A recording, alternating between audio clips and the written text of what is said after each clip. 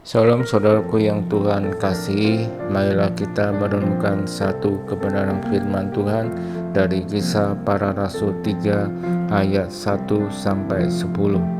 Kisah Para Rasul 3 ayat 1-10. Saudaraku yang Tuhan kasihi, bagian dari firman Tuhan pada hari ini berbicara tentang orang lumpuh. Orang lumpuh ini setiap hari meminta uang sedekah di pintu gerbang indah Bait Allah. Gerbang indah itu merupakan sebuah gerbang pada sisi sebelah timur Bait Allah yang menghubungkan halaman untuk orang yang bukan Yahudi dan halaman untuk para perempuan. Harapan bagi orang lumpuh agar setiap orang yang masuk pintu Bait Allah memberikan sedekah. Orang lumpuh ini sudah berserah dengan keadaannya. Orang lumpuh ini sudah menerima kenyataan bahwa hidup dari belas kasihan orang sudah menjadi nasibnya. Bagi orang lumpuh ini, asalkan ada orang yang mau memberikan sedikit saja sudah cukup. Saudaraku yang Tuhan kasihi, ketika orang lumpuh itu berjumpa dengan Petrus dan Yohanes, Petrus meminta agar mereka menatap dia. Di ayat 5 dikatakan, lalu orang itu menatap mereka dengan harapan akan mendapatkan sesuatu dari mereka. Saudaraku yang Tuhan kasihi, di dalam kata ini ada sebuah kata sesuatu. Sesuatu di sini masih dalam pengharapan bagi orang lumpuh, mungkin berupa uang yang lebih besar. Petrus dengan tegas menyatakan di ayat 6, emas dan perak tidak ada padaku, tetapi apa yang kupunyai kuberikan kepadamu. Demi nama Yesus Kristus, orang nasihat itu berjalanlah. Saudaraku yang Tuhan kasihi, firman Tuhan mengatakan bahwa Petrus dan Yohanes sudah mengetahui bahwa uang bukan satu-satunya kebutuhan bagi orang lumpuh itu.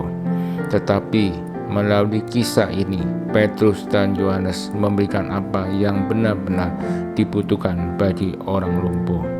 Ini sebuah pelayanan yang membebaskan dari orang lumpuh ini yang menjadi pengharapannya, di mana di dalam doa di situ yang menjadi harapannya. Tuhan memakai Petrus untuk menunjukkan kuasa Roh Kudus. Dari situ apa yang terjadi? Orang lumpuh ini mengalami penyembuhan secara fisik. Itulah sebabnya yang terjadi pada orang lumpuh itu. Orang lumpuh menonjak, berdiri, lalu berjalan dan melompat-lompat serta memuji Allah.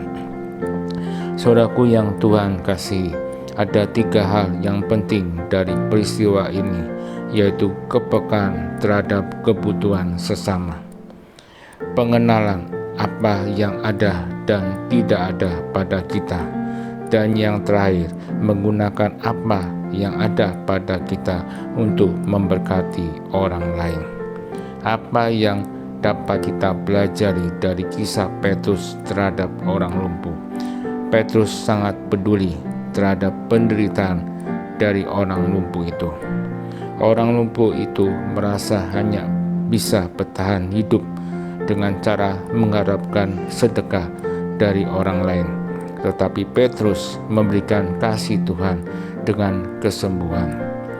Petrus tidak memakai untuk menjadi alasan tidak sanggup membantu orang lain, tetapi Petrus peka terhadap penderitaan orang lain.